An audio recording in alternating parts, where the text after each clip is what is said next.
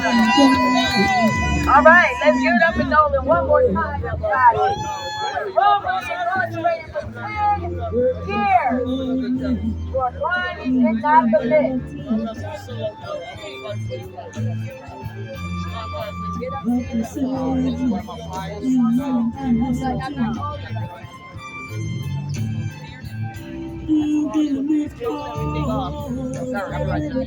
I saw Dexter.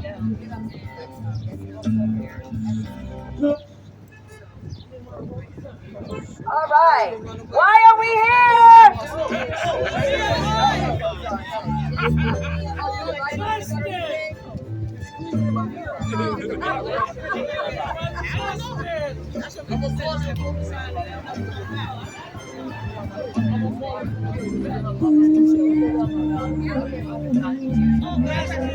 No justice!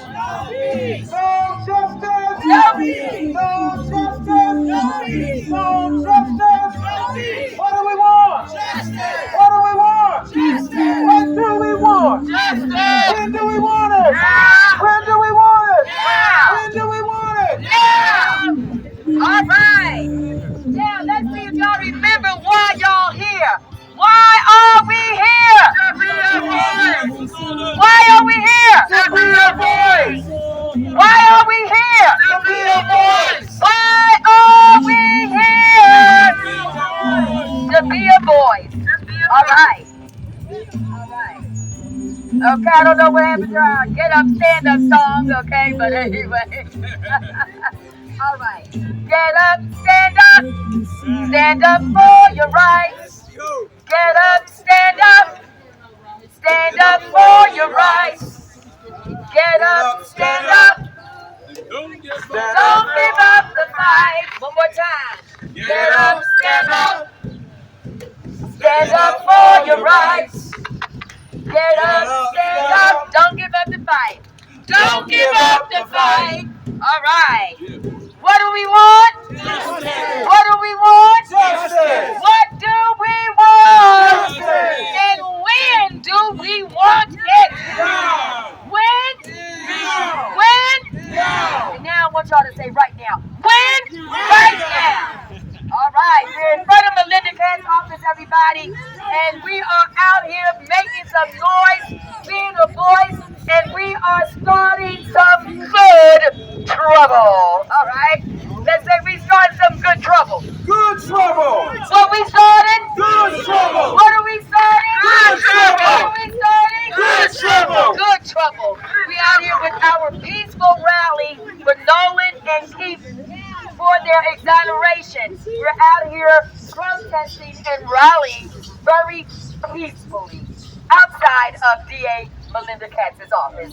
All right, and what must NationalAction do? Exonerate. And what else? Right? All right, you got it. What must they do? Right the wrong! What must they do? Right the wrong! What must they do? Right the And wrong! when must they do it? Now! When? Now! When? Now! Right now. Right now! All right. So at this time, we are going to now bring up the Reverend Keith Gadson, who was also wrongfully incarcerated. He was wrongfully incarcerated for 32 long years, 3 decades plus 2. Okay? And that's so very wrong for murder that he did not commit. Talk about misidentification, false testimony, false police reporting, all in his case. So let's put our hands together as Reverend Keith Gadson comes forth.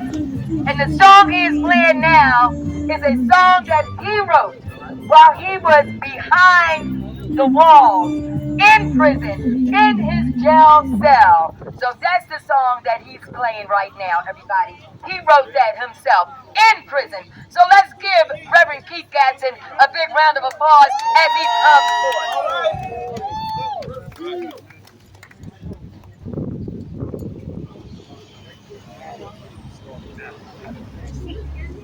I'd like to say thank you for all you coming out, and God bless you all, your loved ones. But most of all, I want to thank Dr. Reverend Al Sharpton. All right, all right. When I was in prison, I read his book, Go Tell Farrell. All right. And when I read that book, I had a complete different understanding about this man. I never thought that a person like him existed in this world. When I think of him, I think of Moses. Had a fight with the guy who was talking bad about Al Sharpton, and I won the fight. That's right. Okay, so anyway, I want to begin my story of how I got caught up in this wrongful conviction of conspiracy to frame me on a homicide. And during the 70s, I graduated from the police academy. During the 80s as a civilian, and I want to dedicate this here right here to Sergeant Rudolph Hayes. He was my sergeant. He taught me up in the police academy. I chased this suspect in this article right here, 2 miles, unarmed. When we got to the precinct, this guy had murdered someone 20 days from the 20 years from the date of the homicide. I chased him and got him apprehended. His name was Warren Yeager. They said I chased him 2 miles according to this article. When we got to the precinct, I was trying to convey what transpired, and the officer, the detective who was interviewing me, he kept interjecting and asking me questions. And when I commented about it, I said, man, listen, I'm trying to tell you what happened, and you're trying to extrapolate information and write what you want to. So he looked up at me and he said, well, I'm the murdered victim's pimp. I said, no, sir, I'm not a pimp. I work for the sanitation department, and I'm happily married to a registered nurse. I do not want to talk to you anymore. He got disgruntled, and he went into a file cabinet and got a photograph. A camera. He took a legal photograph of me. That was a civil rights violation. He didn't have no right to take no photograph of me. That happened in 1982. In 1985, they picked me up, took me to the precinct, slapped me up, beat me up, and threatened to put a homicide on me if they ever catch me back in Long Island City. I told a friend of mine, he said, man, you better CYBA. I said, CYBA, what's that? He said, cover your black and tell a lawyer. I didn't just tell one lawyer, I told 2 lawyers, one in Queens County and one in Bronx County. Eric S. Edelstein in Queens and Ralph Popkin in the Bronx. I sat in their offices on different days, and I told them that these officers in the 1 precinct, 114 precinct, threatened to put a homicide on me. If they ever lock me up on a homicide, I want you to testify to what I'm telling you. So in 1985, they had an investigation. They grabbed me up with guns, and I told them, I said, no need for all this gunplay. He tried to tell me to get in. I said, get in, I ain't getting in nothing. So they put guns out on me. I said, no need for all this gunplay. So they took me to the precinct and tried to get me to say that I saw this guy and this woman perpetrate this crime for my release. I said, man, I'm not going to lie on them. I don't even like them. I'm quite sure they don't like me either. So they locked me up for it. I discovered when I got locked up, the lawyer came to the cell bullpen. I reached in my pocket and I gave him the 2 lawyers' business cards, and I said, call these 2 lawyers. They're going to tell you that these officers threatened to put a murder on me. He took the 2 cards, and when we came back to court, I was looking for my wife, and had my head turned. I heard the judge say, "Are you ready for a grand jury proceeding?" The lawyer said, "Exclude." I turned back around and said, "Yo, man, I want to go to grand jury. I want to go to grand jury." He put his hand to his finger to his mouth. He said, "I got to get the court date." And then as soon as they got the court date, they rushed me out of the courtroom. And I'm screaming to the judge, "I want to go to the grand jury. I want to go to grand jury." I wanted to have those two lawyers confirm that there was those officers threatening to conspire homicide on me. So he waived my right to appear at the grand jury. I told the judge I didn't want him to represent me. I wanted another another lawyer. He refused to give me the documents pertaining to the case. The judge said, "Give him the documents, Mr. Mursky." And I said, "I told you I don't want him to represent me. I know what you're trying to do. You're trying to railroad me." She said, "If you say that one more time in my court, I'm going to hold you in contempt." I got furious. I said, "Hold me in contempt. I'm already held in contempt. I'm standing here with a lawyer that I do not want. You refuse to give me the documents, and I have no bail. Get him out of here, get him out of here, get him out of here." So I never even got the documents pertaining to the case. And this guy went to trial. We never seen the documents pertaining to the case. They denied him an opportunity to bring a alibi witness where he was at.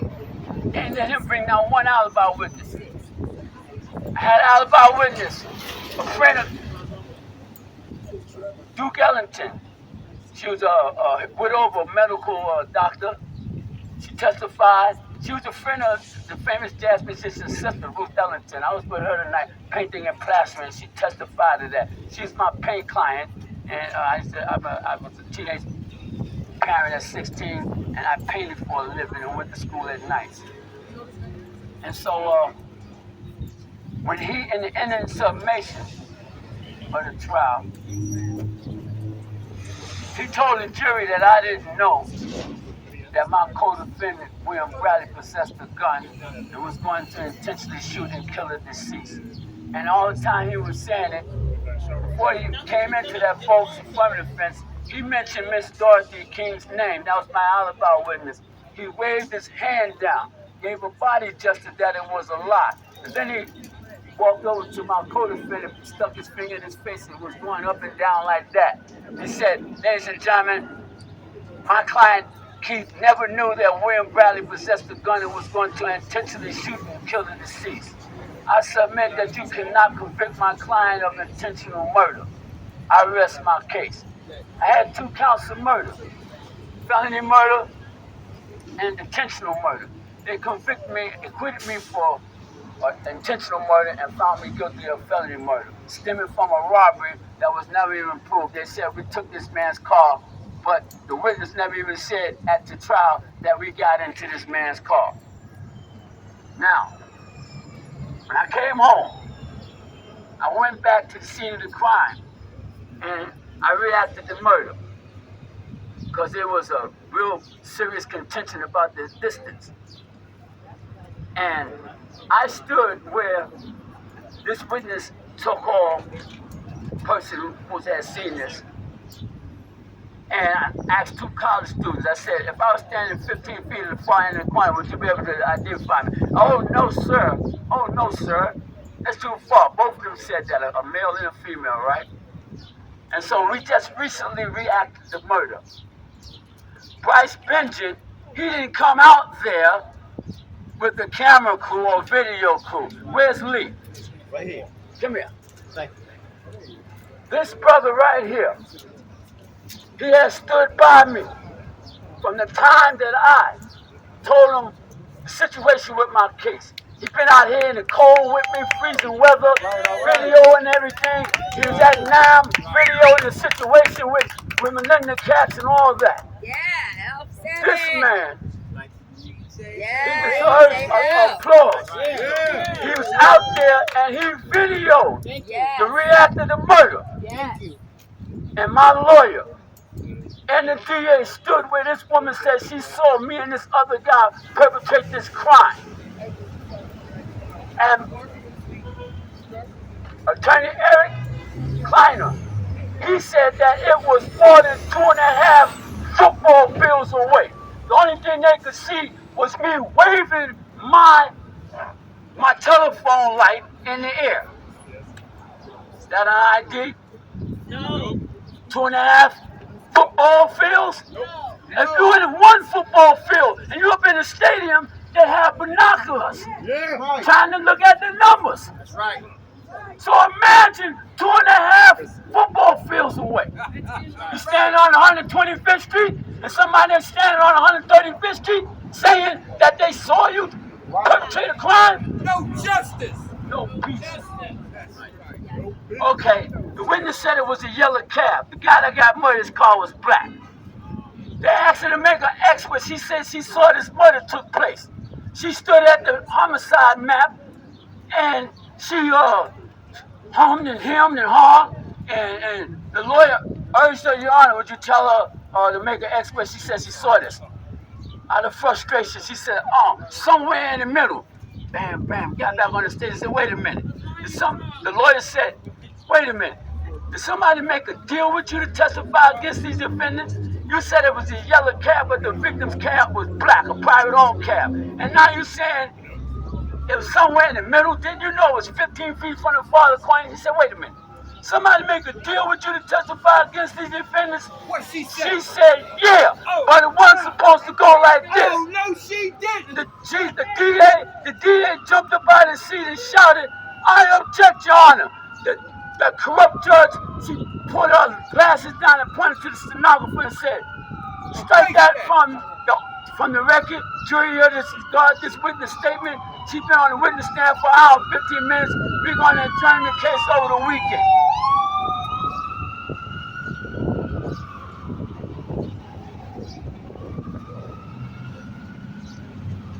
Please continue. So, I didn't get the documents pertaining to the case until after I was convicted of the claim. And when I reviewed the case file, they had an imposter detective who said he was the fingerprint technician. Now, they said that all 3 people got in this man's cab and sped away from the crime scene. He said they couldn't take fingerprints off the surface of the cab. When I read the police report, they did find fingerprints, but they didn't match my fingerprints or the other 2 people's fingerprints that they accused. So now, they had a witness. And see, I wasn't supposed to know this, but see, the God that I served, what's done in darkness will come to light. Wickedness in high places. That's a fact. Wickedness in high places.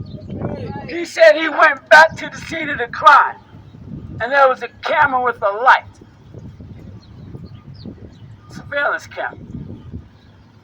Either one of them lawyers didn't say we want to see it. Okay? So, they withheld the exculpatory evidence to the jury. My lawyer. Now this homicide happened at midnight. You ever been down south when it's really dark? No lights? That's how it was the night of that homicide on that street. Not even a car. It was factory area. Okay? And they had lights broken out on there. It was a whole stroke.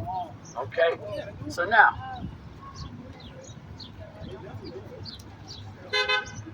when I reacted to homicide, I discovered that there was also a surveillance camera where they found this man's car, 1.25 miles away, according to my lawyer. And right around the homicide, where the homicide took place, there's a train station.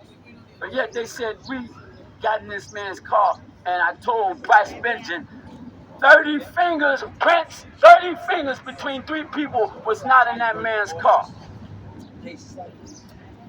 30 fingers, 3 people, no fingerprints? Why would I take this cab when the train station is right around the corner? Why would we jump in this car and drive it 1.5 miles when the police know me? You see me in the car, we did an awful crime like that? Nah, it don't make sense. So, the truth of the matter is that my lawyer, he sold me out, and he knew. He denied me the right to subpoenas. The officer who put this foul case against me, he never even showed the court. Never even showed the court for probable cause to arrest me. No arrest warrant, no gun, no weapon, no fingerprints, no nothing. But they withheld all this from the from the jury. Now, there's so many sharply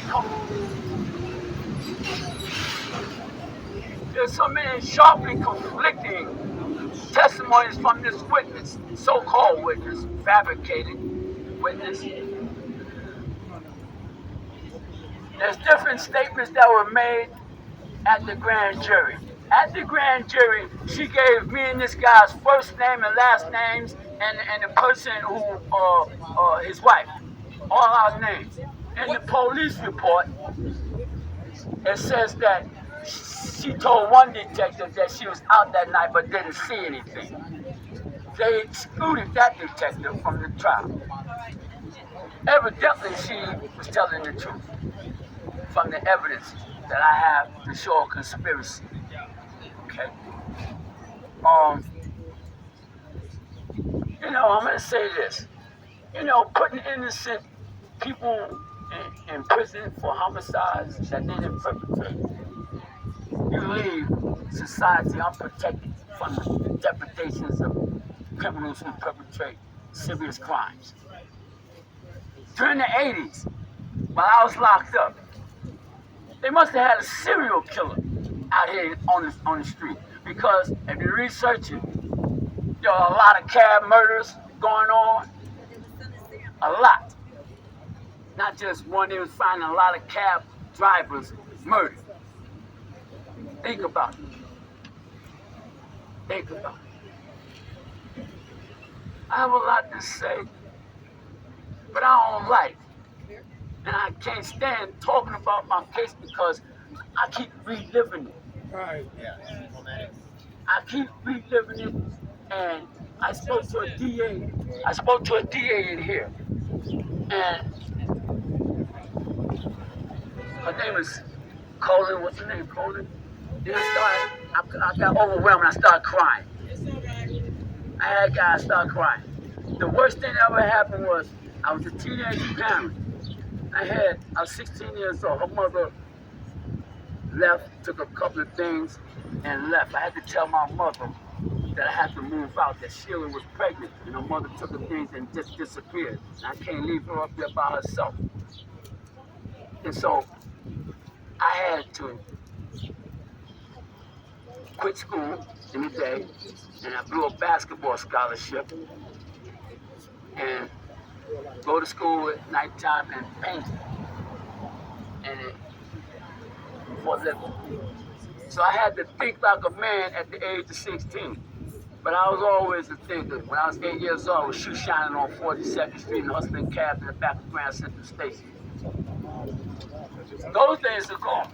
I don't see kids out there hustling and shoe shining and helping people from the grocery stores and stuff like that. Well, anyway, I just want to say this, that I used my time wisely. I educated myself.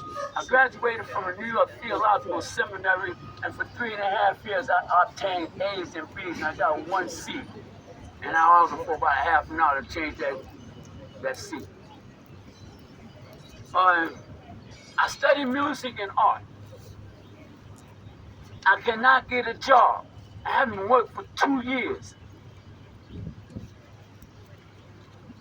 Every time I put my resume in, they do a background check. And when they find out that I have a homicide, the brakes, Yeah. oh, hell no. If we fire him, he might come back and murder everybody in the spot. So, the only way I can make money, and I thank God for giving me talent, I go out in the street and I play keyboards and I sing. I'm also a canvas paint artist. My artwork was published in a book by the Fortune Society, Voices of 2020. My artwork was exhibited in the Museum of Modern Art. Here's one of my artwork pieces. I was in Sing Sing. That's the one that went to the Museum of Modern Art. I was in Sing Sing prison for 9 years. That's where I graduated from the New York Theological Seminary. Oh, come here, let me point it out. Lee, let me finish. Lee, let me finish. I want to point it out. This left an indelible imprint on my mind. After I left Sing Sing, I painted this picture. This is Notorious Sing Sing, where I graduated from New York Theological Seminary. This right here is a corrupt courtroom. And it says, "In God we trust." But it was wickedness in high places. For years and years and years, they kept denying my appeals. Federal judge, Alio Glasser, he admitted that the lower court had erred in denying my ineffective assistance of counsel claim. I had to do a crash course in litigating in the courts of New York City because the appeal lawyer, he refused to litigate a claim of ineffective assistance of counsel. But Alio Glasser, who put John Gotti away, he also said that the trial judge made an adverse ruling concerning a deal that was made with the prosecutor's witness. They're supposed to disclose the nature of it. I found out that she was a drug trafficker, not only a prostitute, but an out mental patient. When I saw Bryce with my lawyer a couple of months ago, he shared information that I never seen before. He said the DA had a note that said they might have a problem out here because she was a mental patient. Before this woman testified against me, the DA asked for a 15-minute recess. As me and my co-defendant was coming out the courtroom doors going back to the bullpens, the detention pens, I noticed them taking handcuffs off this woman, and the detective, he pointed to me and this guy, right, and said, "That's Keith Gadson, that's William Bradley. Motion for a mistrial." So, here I am, almost 40 years later, and I'm still saying I didn't do it. When I went to the parole board, I was sentenced to 20 years to life. When I went to the parole board, I kept telling them I didn't have nothing to do with it, and I'm trying to tell them what transpired, like I'm trying to tell you right now. The parole commissioners, they kept telling me, "We're not here to retry your case, and if you keep saying anything more about your case, we're going to hold this hearing without you." I had appealed my case already to the United States Supreme Court, and at the time, the Supreme Court, they was only listening to capital punishment cases. Any other kind of criminal case, they wasn't listening to. So, I had exhausted all my remedies, my appeal remedies. I got on my knees, and I asked God, what do I do now? What do I do now? God led me to Senator Velma Montgomery. Guys in the law library, they said, "Man, you crazy, man. She ain't gonna do nothing to you." And the president of New York Theological Seminary, Bob Weber, he said, "I would need political clout, but no harm trying." I went to Senator Velma Montgomery with a one-page synopsis of my case. She wrote me back a letter and told me that she didn't have a lawyer on her staff. She said, but if I sent her more documents, she would do what she can with due diligence to help me. On my 7th parole board, my correction counselor summoned me to his office, and he pushed his paper to me, and he pushed it to me very nasty, like I did something wrong. And when I read it, I was endorsed for clemency by the New York State Senators. That's how I got out of prison. Otherwise, I'd still be in prison 40 years later saying I didn't do it. Now, we know for a fact a guilty person is never going to ask for a surveillance camera. I've been asking for it ever since I found out about it, and they refused to disclose it. When I asked for it the first time with the Freedom of Information Act request, they certified my entire case file was lost. How did my entire case file get lost in the DA's office? How did that happen? Intentionally. So you lock a black man up and throw away the key? Huh? You denied me the right to appeal these issues? I can't review the documents because you was disclosing it. And this man right here, if you look at the video, Bryce Benjamin is telling this man right here not to video it. Not to video it. When he was supposed to bring a video team himself. If you're investigating, you're supposed to be at the truth, not conceal it. That's right. No justice, no peace. No justice, no peace. No justice, no peace. No justice, no peace. Hey, folks, what's up, Trick? That ain't no asking a question. I want you to speak again. I want to ask a question. I want to ask this to brothers that spent time behind bars for crimes. If not, we're going to see what's up, Chris. Make sure you report all of this, yeah? What are some of the side effects that you have from being wrongfully incarcerated? Mental anguish, long-term depression. I was diagnosed with being bipolar. I was diagnosed for having PTS. And a lot of times I don't want to talk about my case because I be reliving it. That's right. And I'm stressed out. Now, how do you fix a problem like that? You can't. It hurts me. It hurts me when I think about my 2 daughters. That's right. I was a teenage parent, man. I held my little babies, my little daughters in my arms. Loved them. And they took me out of their lives. And loved ones that you never will ever see again while you were incarcerated. A lot of people Your died. children growing up without a father there. The people who were supporting me, they died off. I was going to commissary with a little 2-cent bag. People walking past me, going down to the visits and all that stuff like that, with shopping bags, and it hurt me. I had nobody to come visit me. These are the and things. A lot of people, and then the other thing is, go ahead. The Daily News, they printed in the news article that I was a pimp. And I was convicted of weapons possession, and they never got a gun from me or that co-defendant they gave me. They never got a gun from us. But my mother-in-law read that she told her daughter if she had anything else to do with me, she was going to disown her. We was living in Hollis, Queens, adjacent to the famous jazz musician Roy Eldridge. These are. Wait, when her father died, hold on, let me finish. When her father died,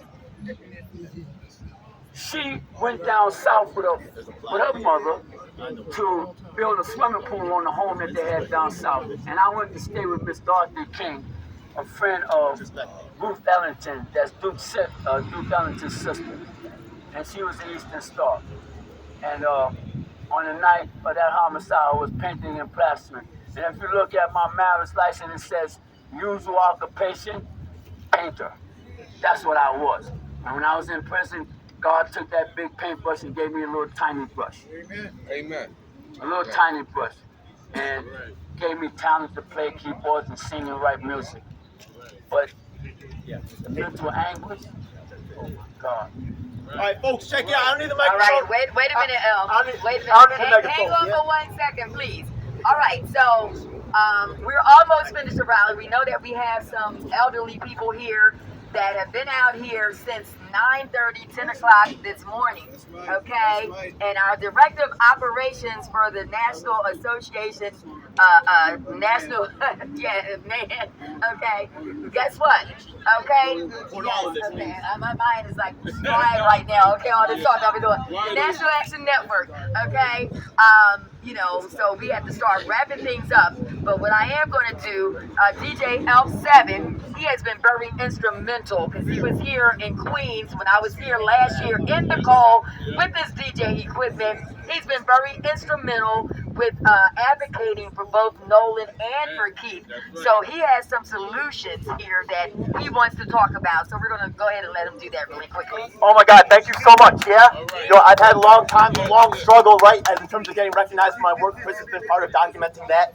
I don't look or sound like an actor, so thank this community and National Action for being the first progressive community out here to support someone like myself. Thank you so much. Now we see that I recently got the Memphis co-chair of DSA. I got the DA to drop charges on her, so I have some success in this field.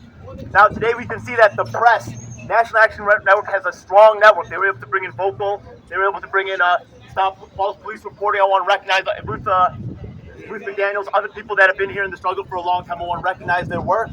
But the press has not showed up today. Why? Something fishy is going on. Where's NBC at? I emailed every single one of them, and I got the receipts and the read letters. Not only that, but I also can give each one of you an email address for every single state assembly member, state senator, city council member. You know you've gotten that email, and you guys can email them all and have the receipts and show that we can get the change now. Another thing that we have going is that George Grasso, the guy running against NationalAction, I have receipts. Check his Facebook page. I posted on his. He's running against NationalAction. I said, please come to this rally. He ignored it. Yo, I sent you the emails. We got all the receipts. So everybody's playing games. It's game over, bro. It's game over. What's up? Now, let me talk about some of the solutions that I got right now. Now, first of all, right, yeah, we got a sign over there. That's a huge letter right there. They always saying, we didn't see it. We didn't get the message. We didn't hear you. That's why I'm documenting everything, because I, too, have been a victim of injustice. That's why I'm a fiend to document everything. We're going to do this huge-ass banner with all your organizational signatures right there. They can't say they didn't get that. We've been doing this for more than 2 years now. Another thing is there's a petition. Not a lot of people have signed it. We got to hit them on every angle. Like Malcolm said, everything all the time. All the time. Another thing is that right now the CRB, the Civilian Review Board, it's all political and organizational appointees. There's no civilian about it. So we're trying to get that looked at, and I want to give big props to Chinchilla Jonesia right now because there's something called County Committee. We made the voter information available to the public. Everybody here in Queens, we can get you a list of the voter data for your assembly district for your 2 local city blocks. You can go to them and say, you know what? This is what NationalAction is doing to these brothers right here. She talking justice, she's not living it up. You're doing a rally. How many people are showing up? We talking We got to get outside the echo chamber. We got to talk to the actual people out here that's going to make a difference. We're talking to each other for what? Why is the press not covering us? I'm sick of it. Yeah, I'm a force they hand either way. Yeah.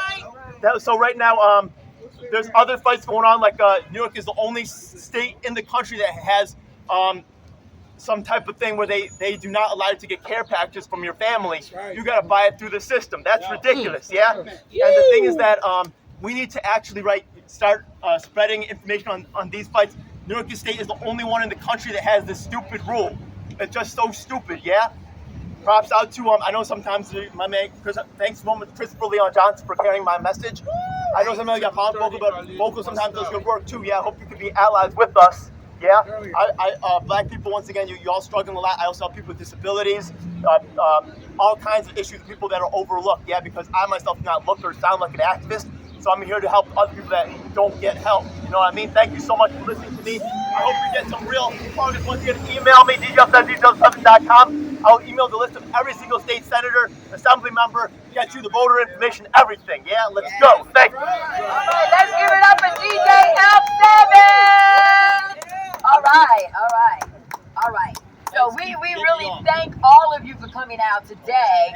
And next rally is June 6th. And we want to see it tripled out here on June 6th. Everybody invite someone, invite organizations that you know. And I want to acknowledge two men that are here today.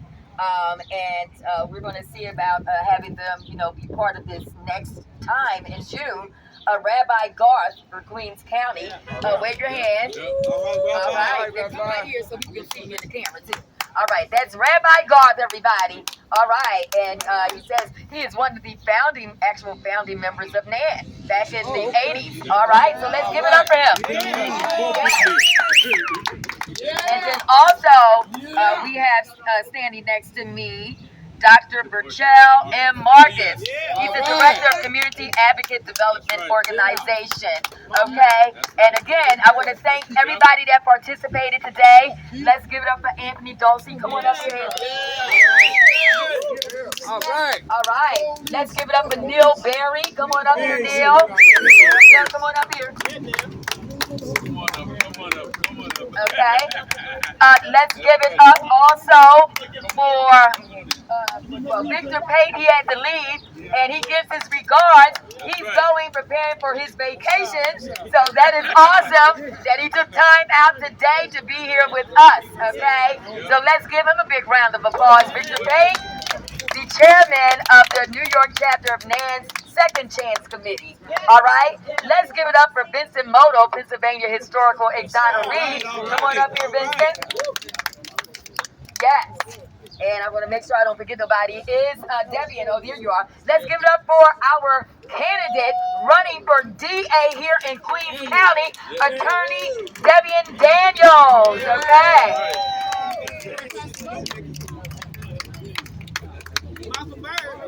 All right. And I didn't forget Malcolm. Okay. I didn't forget Malcolm. He's going to be last. All right. Our two that we have been out here all day advocating and fighting for justice for. Let's give it up for Keith, Reverend Keith Gadson.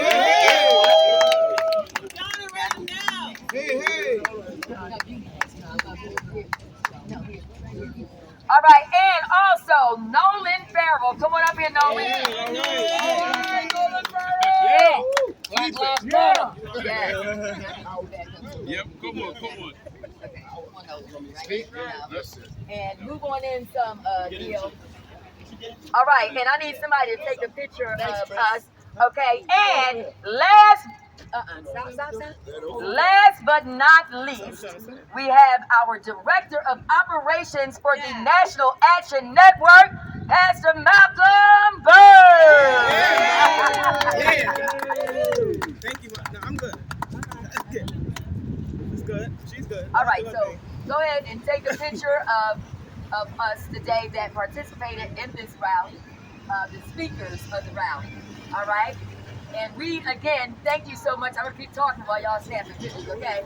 So that we got to get out of here. But we actually thank all of you for coming out. And let's remember, who remembers why we are here? Be a voice. Why are we here? Be a voice. Why are we here? Be a voice. Again, why are we here? To be a voice. To be a what? Be a voice. To be a what? Be a voice. When I say to be a what, just say voice. To be a what? A voice. To be a what? A voice. To be a what? A voice. What do we want? Justice. What do we want? Justice. What do we want? Justice. And when do we want it? Now. Yes. And what must Melinda Katz and John Cassiano and all the others in this DA's office, what must they do? Resign. What must they do? Vote it out. What must they do? Right the wrong. What must they do? Right the wrong. Right the wrong. And we want you all to come out June 6th, okay? Right here, same time, same place. We're going to gather across the street once again over there at the Queens County Criminal Courts Building, okay? We're going to gather and meet between 10 and 10:30, and then we're going to march over here to be right here at 11 a.m. And we want to see those news stations out here because it's a grave injustice that none of them showed up today. But thank God for modern technology, okay? Because we will have, this is on Facebook Live, and I'm sure others are on Facebook Live. It's recorded, and guess what? It's going to be put everywhere, okay? So, hey, they didn't come out, but that's okay. We got it anyway, and we can send it to them, okay? All right, so we thank you again, and we're just so grateful that all of you came out. And hey, it's a beautiful day. And June 6th, we pray for another beautiful sunshiny day. And once again, thank you to all of these men and women that participated in speaking today. Oh, and I definitely want to thank our dancer, okay? Come on up here and show your face. Let's give her a round of applause. Carmela Palmer, thank you so much. And to Reverend Sharpton's family out here. Let me see. Ashley Sharpton and what was it, Dominique? Dominique Sharpton. Okay, I remembered. Okay. Thank you so much again. And we're going to call Pastor Bird back up so he can give us a closing prayer. All right. And once again, I am Dr. Chinchilla Jonicia, a.k.a. the Queen of Justice. And look me up. Follow my page, Mike, M-I-C, Test Entertainment TV's Facebook page, okay? That's Mike, like the microphone, Test, like an exam, Entertainment TV, okay? And Chinchilla Jonicia is the other page. You can find Keith and Neil, oh, not Neil, but there's Neil. Keith Gadson and Nolan Farrell's story. Okay, their podcast is on that Mike Test Entertainment TV's Facebook page, and you can find other podcasts of criminal injustices and wrongful incarcerations. Okay, let's give it up as Pastor Bird comes to close us out in prayer. Come on, yes. Let's give it up again for Dr. Chinchilla, who has led us through this, who's been with these brothers. And I want you all to give yourselves a hand for coming out today, for standing on your feet. Nothing worth having will come easy. This will be a fight, but we're in it for the long haul. We're in it to win it. We're in it to win it. In it to win it. In it to win it. Let us pray. May the Lord watch between me and thee while we're absent one from another.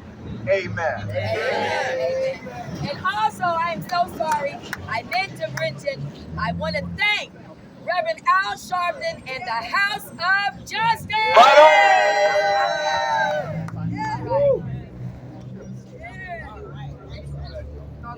Gotta go. I gotta go. We're gonna submit that to NationalAction. We're gonna put that in the office right now. We're gonna give it to them as a letter to NationalAction. Yeah. Down for that? Thank you as always. All right. Minister Bird. Minister Bird. Sorry to interrupt. Actually, this is a letter. You see it says NationalAction, Justice for Reverend Keith and Nolan Farrell. I want to deliver this letter to them. I want to help me deliver. Can you help me, because I think it would be symbolic. Sure. Good man. Sorry to interrupt. Thank you. He's down. Okay, cool. So we're going to get Bird and Keith Gadson. Let me ask multiple.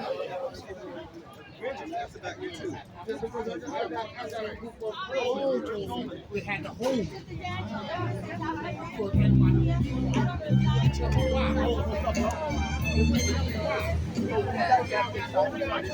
That's like a letter. You guys, so you have Minister Bird ready to help deliver the doorway with the face. Okay. And we're going to do it right now, yeah?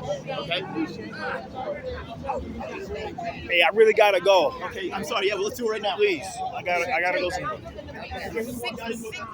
I have to go. Yeah, come on, guys, please. Can you, please, yeah? Please. Oh, Vincent, so, Nolan, can we do it now? My guy's leaving. Yeah, where's yeah, my guy's leaving. Where's Bird? Okay, let's pick it up. Let's get it in there. No, we'll deliver it just like this. You grab the other end. No, we don't have them going. We'll just give it to them in the doorway. Yeah? They shouldn't really be able to deny it back. Yeah? Are they going to say no? Yeah? Are they going to say no? All right. So, Nolan Bird. Yeah, you guys we got to deliver it now. Yeah. Signed it? A lot of people signed it. Yeah, you guys can help us. It says Justice for Nolan Farrell. It says NationalAction wrote a letter to her, so we're delivering this. Yeah. Want to take the lead? Go ahead. Yeah. And we'll just take it to front. Yeah. Hey, what's up? We got a letter from NationalAction. What's up, man? Hey, this is a letter from NationalAction. See, it says to NationalAction right here. See what I mean? Yeah, it's a letter. There's a revolving door, man.